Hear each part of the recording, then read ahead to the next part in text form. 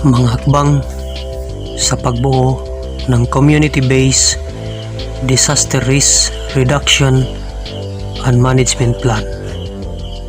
Layunin na isasagawa ang mga angkop na hakbang ng community-based risk reduction and management plan.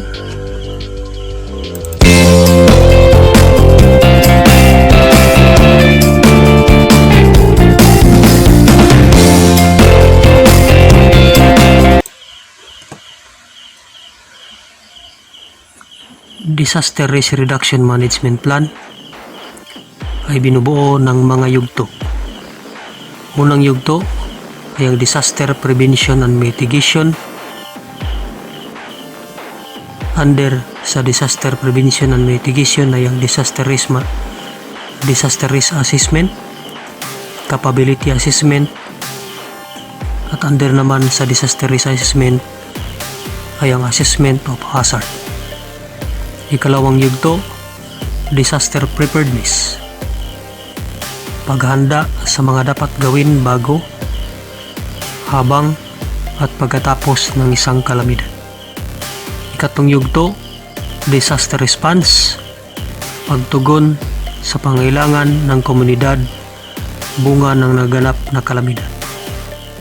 Ikaapat na yugto, Disaster Rehabilitation and Recovery. Pagsasayos ng komunidad upang may panumbalik ang normal na daloy ng pamumuhay. Ngayon, una nating alamin ang unang yugto, ang Disaster Prevention and Mitigation. Ano ba ang Disaster Prevention and Mitigation? Ang Disaster Prevention and Mitigation tinataya ang mga hazard at kakayahan ng pamayanan sa pagharap sa iba't ibang suliraning pangkapaligiran. Tanong: bakit kailangang mauna ang pagsasagawa ng pagtataya sa yugto ng prevention and mitigation? Sagot: ito ay dahil kailangang maunawaan ng mga babalangkas ng plano kung ano-ano ang mga hazard, mga risk, at sino at ano ang maaaring maepektuhan at masalanta ng kalamidad. Hazard Assessment. Ano ang Hazard Assessment? Ang Hazard Assessment ay tumutukoy sa pagsusuri sa lawak, sakop, at pinsala na maaaring danasin ng isang lugar kung ito ay maharap sa isang sakuna o kalamidad sa isang partikular na panahon. Sa pamamagitan nito, natutukoy kung ano-ano ang mga hazard na gawa ng kalikasan o gawa ng tao na maaaring maganap sa isang lugar. Sa pagsagawa ng hazard assessment, dapat bigyang pansin ang physical at temporal na katangian nito. Physical na katangian ng hazard: pagkakilanlan, pagkakaroon ng kaalaman tungkol sa iba't ibang hazard at kung paano ito umusbong sa isang lugar. Katangian: pag-alam sa uri ng hazard. Intensity: pagtukoy sa lawak ng pinsala na maaaring idulot ng hazard. Lawak: pag-aaral tungkol sa sakop at tagal ng epekto ng hazard. Saklaw: pagtukoy kung sino ang maaaring tamaan ng o maapektuhan ng hazard. Predictability: panahon kung kailan maaaring maranasan ang isang hazard. Manageability: pagtaya sa kakayahan ng komunidad na harapin ang hazard upang mabawasan ang malawakang pinsala. Temporal na katangian ng hazard. Frequency: dalas ng pagdanas ng hazard. Maaring ang hazard ay nagaganap taon-taon, isang beses sa loob ng 5 o 10 taon o kaya ay biglaan lamang. Duration, pag-alam sa tagal kung kailan naranasan ang hazard. Maaaring ito ay panandalian lamang tulad ng lindol, sa loob ng ilang araw tulad ng baha, o kaya ay buwan tulad ng digmaang sibil. Speed of onset, bilis ng pagtama ng isang hazard. Maaaring mabilisan o walang babala tulad ng lindol, o kaya ay may pagkakataon na magbigay ng babala tulad ng bagyo o baha. Forewarning, tumutukoy sa panahon o oras sa pagitan ng pagtukoy ng hazard at oras ng pagtama nito sa isang komunidad. Force, maaring natural tulad ng hazard na dala ng hangin, tubig, tulad ng malalakas na pagbuhos ng ulan, baha, pag-apaw ng ilog, flash flood, tidal wave, at storm surge. Lupa, tulad ng landslide at lahar. Apoy, tulad ng pagkasunog ng kagubatan o kabahayan. Seismic, tulad ng lindol at tsunami. Gawa ng tao, tulad ng conflict, gaya ng digmaang sibil, rebellion, at pag-aaklas. Industrial, technological, tulad ng polusyon, pasabog, pagtagas ng nakalalasong kimikal, at iba pang hazard tulad ng tagutom, tagtuyot, at pagsalakay ng peste sa mga pananim. Matapos nito, maaaring isagawa ang mahalagang proseso sa pagsagawa ng hazard assessment.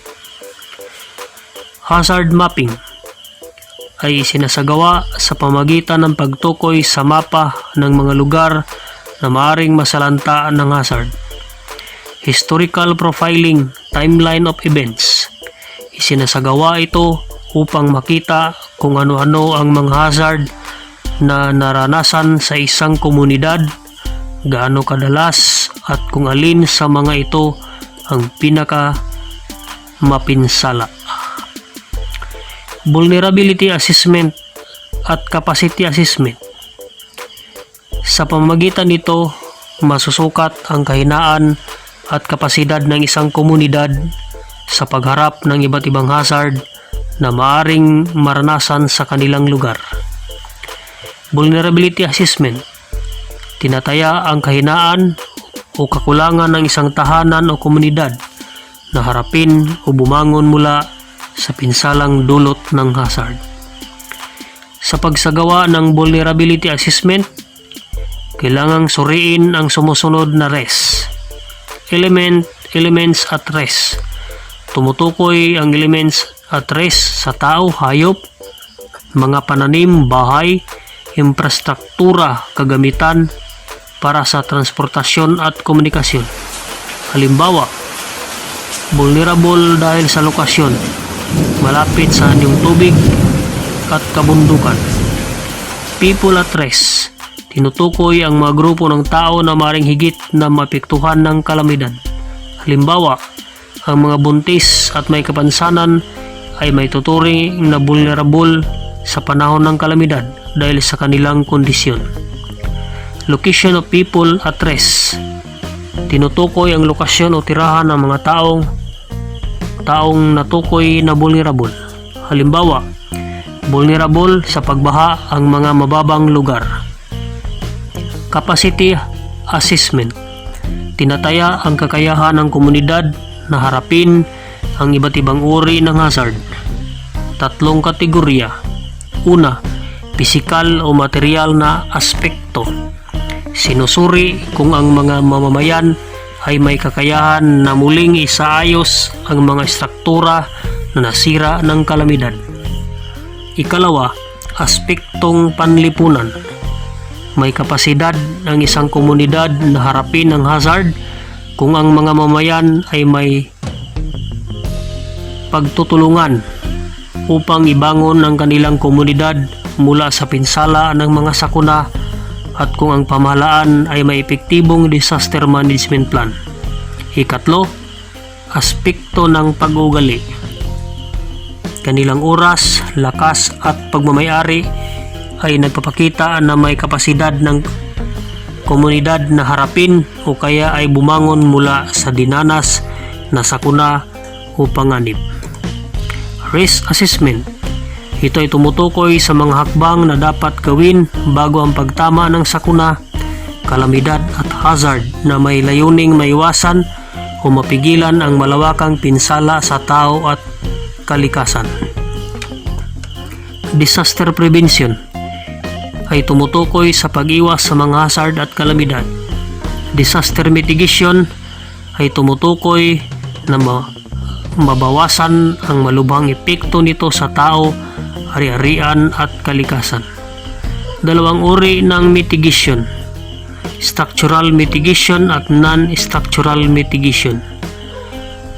Ang tinatawag na structural mitigation ay tumutukoy sa mga paghahandang ginagawa sa pisikal na kaanyuan ng isang komunidad upang ito ay maging matatag sa panahon ng pagtama ng hazard. Ilan sa halimbawa nito ay ang pagpapagawa ng mga diki upang mapigilan ang baha, paglalagay ng mga sandbags, pagpapatayo ng mga floodgates, pagpapatayo ng earthquake-proof buildings at pagsisiguro na may fire exit ang mga ipinatatayong gusali. Non-structural mitigation tumutukoy sa mga ginawang plano at paghahanda ng pamahalaan upang maging ligtas ang komunidad sa panahon ng pagtama ng hazard. Ilan sa halimbawa nito ay ang pagbuo ng disaster management plan, pagkontrol sa kakapalan ng populasyon, paggawa ng mga ordinansa at batas, information dissemination, at hazard assessment. So yan lang po muna ang unang yugto ng Disaster Risk Reduction and Management Plan. Sa sunod ay atin namang alamin ang ikalawang yugto na yan ay tinatawag na Disaster Preparedness. Sana ay may natutunan kayo. Maraming salamat po.